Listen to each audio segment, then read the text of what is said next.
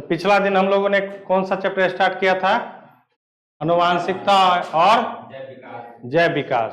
तो उसमें हम लोग पढ़ चुके हैं कि आनुवांशिकता किसे कहते हैं और उसमें विभिन्नता भी पढ़े हैं। और पिछले क्लास में हम क्या पढ़े? मेंडल का क्या प्रयोग, मेंडल का प्रयोग पढ़े, जिसमें क्या किए थे मेंडल साहब ने?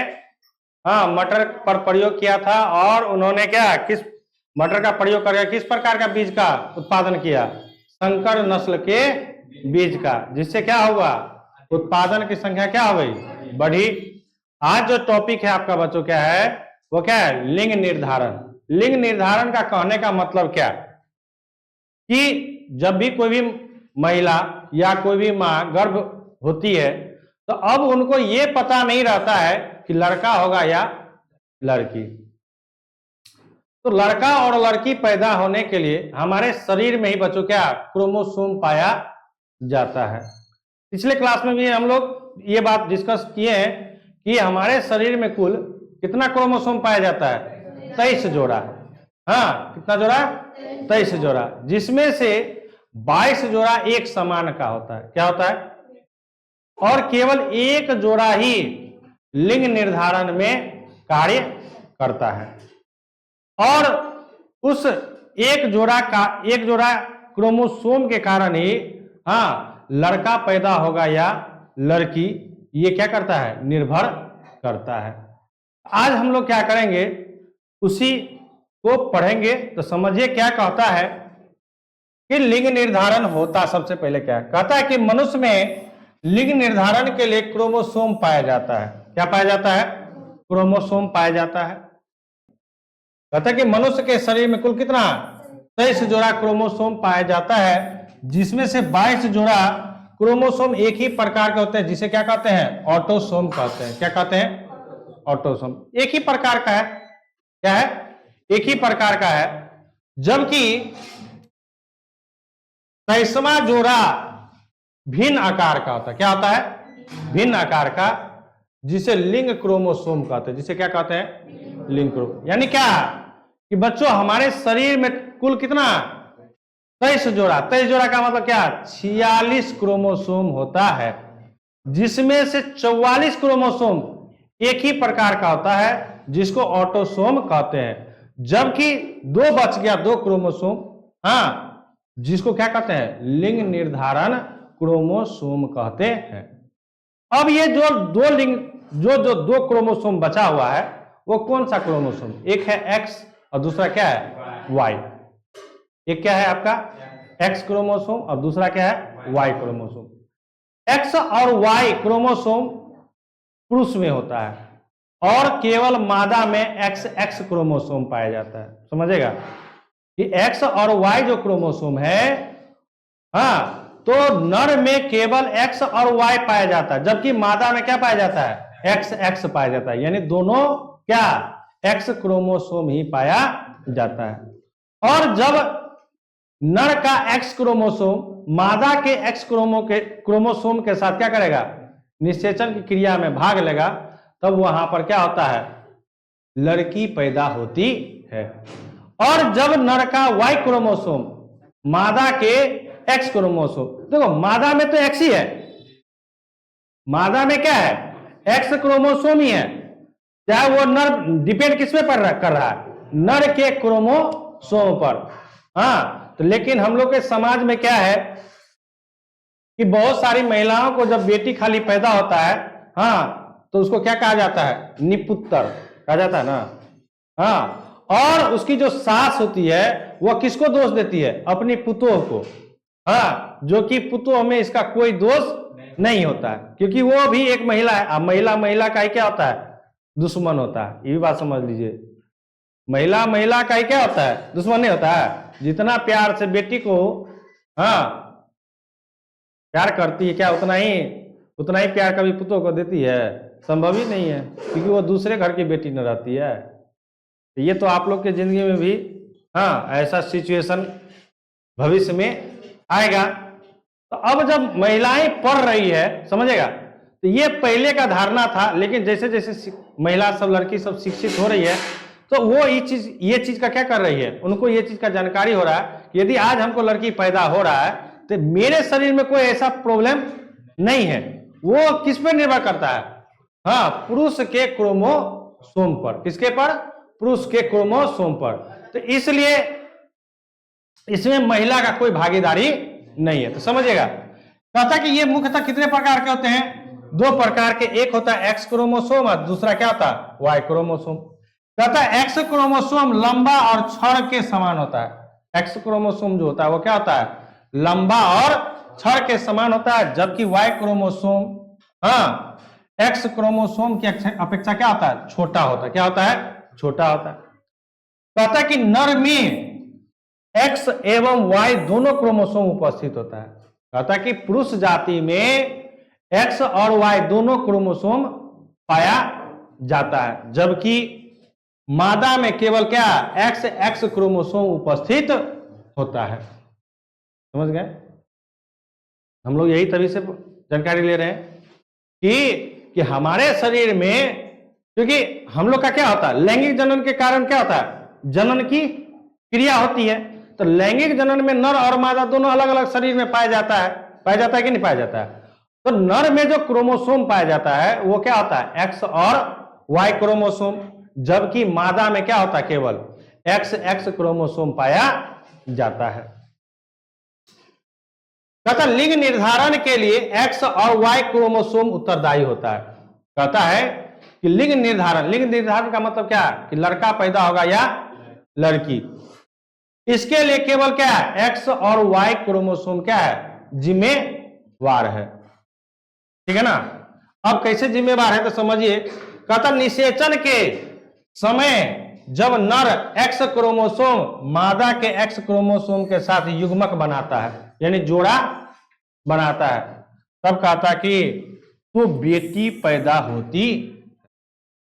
क्या होती है? तो स्त्री में तो एक्स क्रोमोसोम ही है।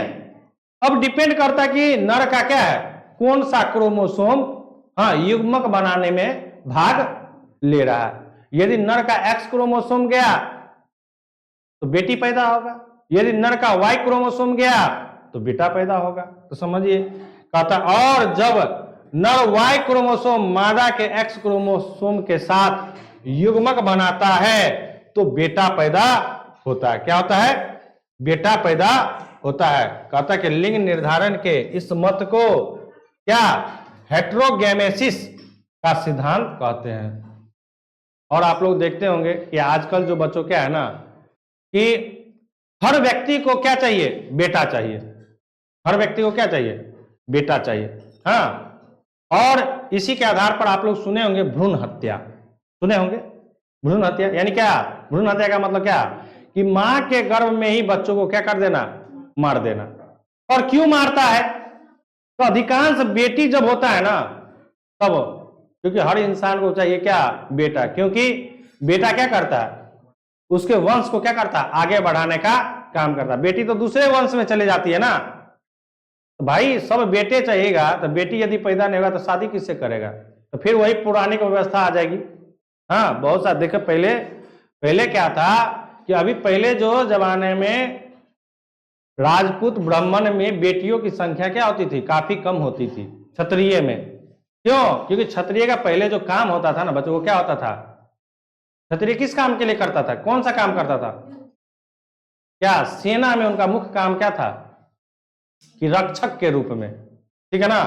तो यदि बेटी पैदा होता, समझिए, बेटी यदि पैदा होता तो क्या वो सेना में भर्ती होती? क्या वो अपने सीमाओं को रक्षा करते? तो उस समय क्या होता था? केवल बेटा पैदा करने का चाहत सबको। आज भी है हमारे भारत देश के ऐसे बहुत सारे क्षेत्र मिल जाएंगे जहां पर क्या है? लिंग अनुपात क्या है? भिन्न भिन्न है, यानी लड़कियों की संख्या काफी कम है। जैसे आप चले जाइए पंजाब, हरियाणा, उत्तर प्रदेश, वहां पर लड़कियों की संख्या क्या है? कम है, और लड़कों की संख्या क्या है? अधिक है। इसलिए ना वहां का क्या है? लड़का वाले क्या करते हैं? बिहार, यूपी के लड़का, यूपी का मान के चलो राजस्थान का व्यक्ति सब बिहार में आकर के यहां से लड़की को क्या किया जाता है? हाँ, उसको बेटी वाला को पैसा दे करके शादी किया जाता है। हमारे भी बिहार में, हम लोग के भी एरिया में हुआ है। हमारे निर्मली शहर में ही इस तरह की घटना हुई है कि बहुत सारे यूपी के लड़का है यहां पर, लड़की वाले को पैसा दिया, ठीक है, और अपनी बेटी को उसके साथ शादी कर दिया, और लड़की क्या, वो अपना ससुराल गई है। तो ये क्यों हो रहा है? आखिरकार ऐसा क्यों हो रहा है? ऐसा इसलिए हो रहा है कि उस क्षेत्र में भ्रूण का हत्या हो रहा है। क्या हो रहा है? जिस भ्रूण का हत्या का मतलब क्या है? इसीलिए ना कि जितने भी अल्ट्रासाउंड सेंटर है, हाँ, वहां पर आप जाइएगा तो वहां पर एक प्लेट पर लिखा रहता है क्या, भ्रूण का हत्या अपराध है, कानूनी अपराध है, आप दंडनीय क्या है, अपराध कर रहे हैं, आपको दंड हो सकता है। आप किसी भी जाइए, किसी भी अल्ट्रासाउंड जहां हो रहा है, जैसे हमारे निर्मली में भी है ना, 3-4 गो है ना, वहां पर जाइए आप, एक लगा होगा कि भ्रूण हत्या दंडनीय अपराध है।